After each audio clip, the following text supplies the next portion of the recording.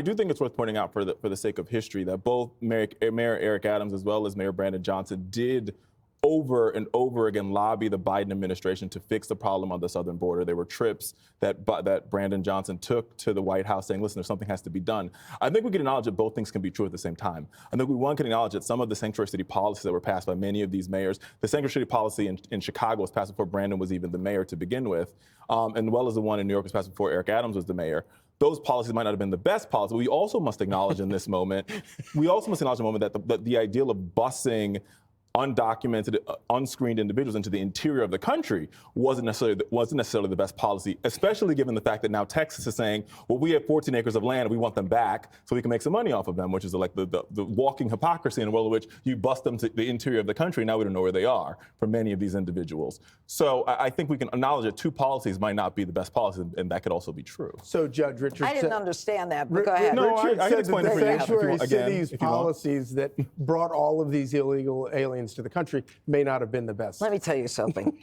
This is time for the American people to have a come to Jesus moment with these pompous, arrogant, condescending, liberals who want to take our hard-earned tax dollars and give them to illegals and protect them from their criminal status and from jails and from deportation so that they can be considered what? I don't know, a saint? I'm not sure what they're looking for.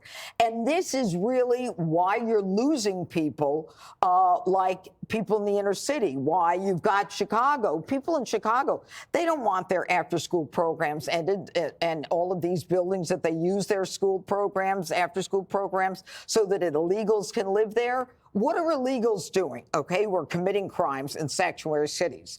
Well, if they are caught, we got to get them a translator. We have to get them a lawyer.